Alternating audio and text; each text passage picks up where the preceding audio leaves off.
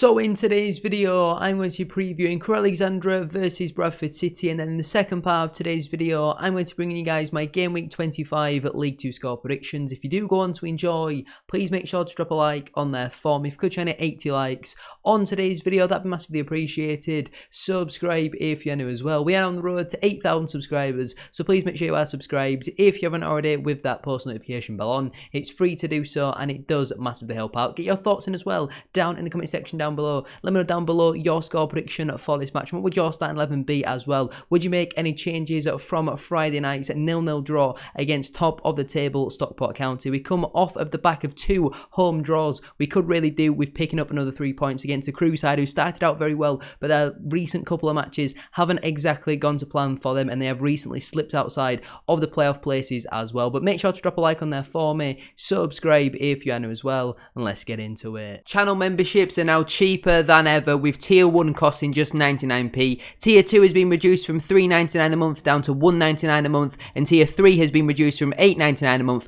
down to just $4.99 a month. Your support, as always, is massively appreciated, and the more members that we have, the better the content will be. Enjoy the rest of the video. If we start out then with the current Sky Bet League 2 table, my team Bradford City, we currently sit 11th in the table. After 24 matches, we've got 9 wins, 7 draws and 8 defeats, scoring 31 goals and also conceding 30, which leaves us on a positive 1 goal difference and 34 points. Our last couple of matches then have been a draw, a win, and a win. Them last couple of matches have been a 0-0 draw at home to Stockport County, a 2-2 draw at home to Mottram FC, a 3-1 win away at Doncaster Rovers, a 2-0 win away at Gillingham, a 4-0 win at home to Liverpool's under-21s in the Football League Trophy second round, and a 3-0 win away at Forest Green Rovers. If we compare that then to Crewe Alexandra, they currently sit 8th in the Sky Bet League 2 table. After 24 matches, they've got 10 wins, 8 draws and 6 defeats, scoring 46 goals and also conceding 39, which leaves them on a positive 7 goal difference and 38 points. Their last couple of matches then being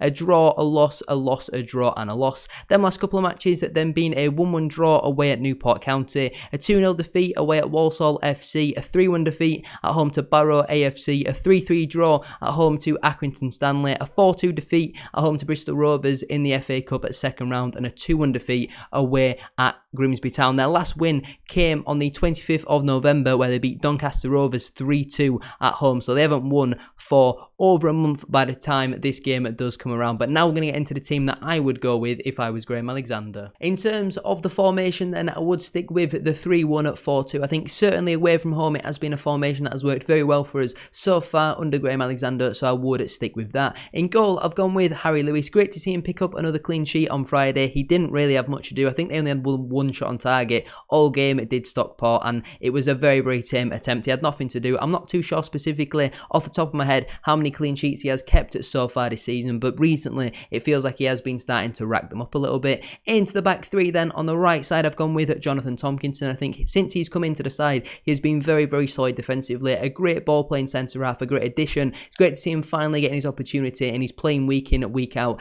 at this moment in time. It's been a busy festive period for us, but Tompkinson has been very good for us over their matches, and for me personally deserves to stay in this side. In the centre then, I've stuck with Matty Platt. Now I know in the previous game against Stockport I called for Ash Taylor to come in. In this one I thought Matty Platt deserves to stay in my opinion. I thought he was fairly solid against Stockport. I think all 3 centre-halves had a couple of shaky moments against Stockport, but for the majority of it, they were pretty strong, and Matty Platt put in a few very stern tackles, and I was quite impressed with him overall, although there was a couple of occasions where he did get caught out of position. And on the left side, I've gone with Kieran Kelly. I think, again, he's been very solid over the last couple of matches, was probably my man of the match in our Boxing Day clash against Morecambe, against Stockport, against very similar to Platt, putting some big challenges at times, but then on the odd occasion did get caught out of position. We know that he's got a great wonder of a left foot as well from centre half. He certainly can whip balls into the box, so for me personally I would stick with the back three completely the same. Into the 2 wing backs then, at right back I've obviously gone with Brad Halliday. He is the best right wing back in the entire division, and I will not hear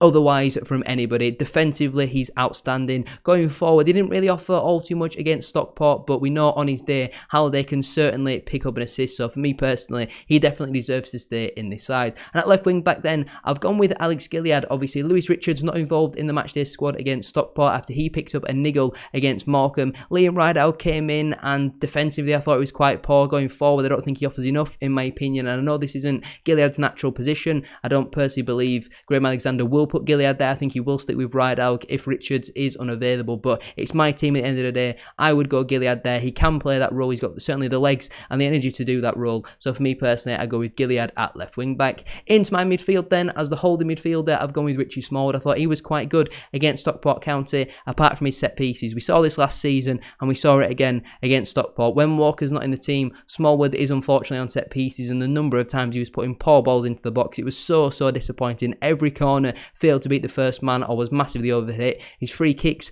weren't particularly great either, and you know, the quicker we get somebody else back on set pieces, the better, in my opinion, because apart from his set pieces, I thought his all-round game was pretty tidy and pretty good against Stockport County. In terms of my two number 8s then, firstly I've gone with Kevin McDonald. I don't think he's featured since he obviously got removed from his position as caretaker player manager. I don't think he's played a single minute since then. He had some sort of an injury. He has recently been back involved on the bench, but he's yet to make it onto the pitch, and maybe Alexander sees him more in that small role, and from small performances so far, you don't really want to take him off. But if you're going to play Gilead at left wing back, McDonald I think would be the perfect replacement to put in that central midfield role as a number 8, and maybe you go and change it slightly and put Smallwood and McDonald next to each other, and then you have your other midfielder to be a little bit more advanced and give him a little bit more freedom. But for me personally, I like to see McDonald in this game. He brings you a lot of height and some really good technical ability, and we saw what he produced away at Newport County earlier on in the season, and hopefully he can do that once more in this one against Crewe. And completing my midfield then, like I say, you could potentially put this player McDonald as two number 8, so you could put Smallwood and McDonald next to each other and have Clark Adore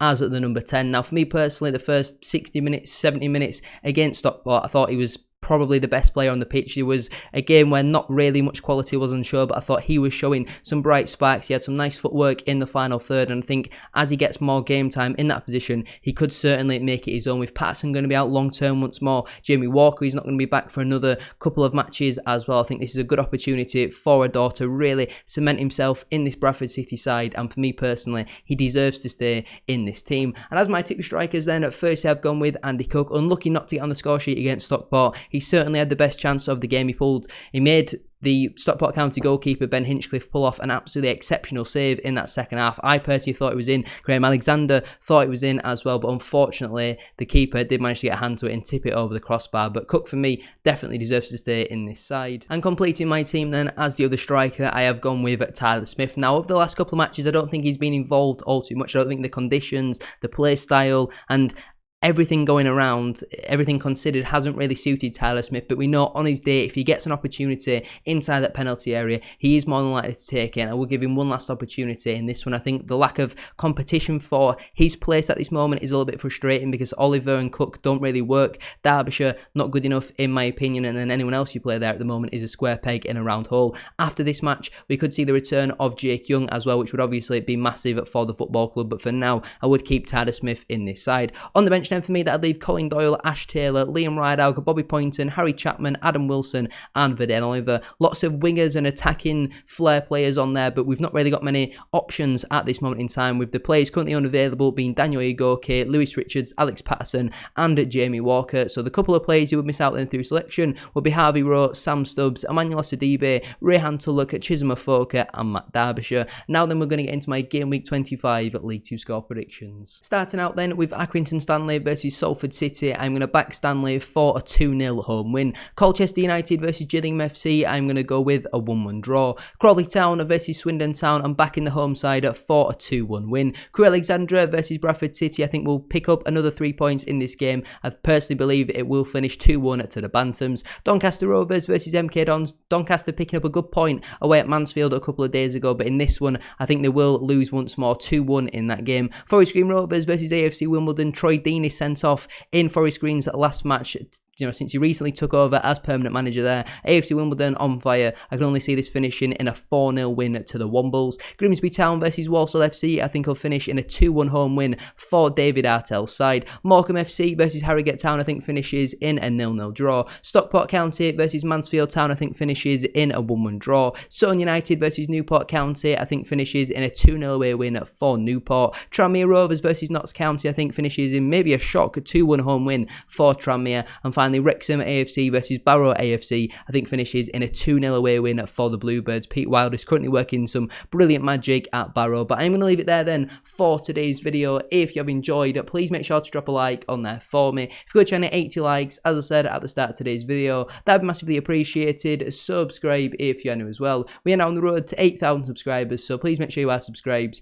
If you haven't already, with that post notification bell on, it's free to do so, and it does massively help out. Get your thoughts in as well down in the comment section down below. Let me know down below your score prediction for this match and what would your starting 11 be as well. I've tried my hardest in this video to talk a lot slower than normal because I've seen more and more comments coming back again about how fast I have been talking, so hopefully it was much easier for you all to understand in this one. Thank you all very much for watching. Have a great rest of your day, and I'll see you very soon for another one. Peace.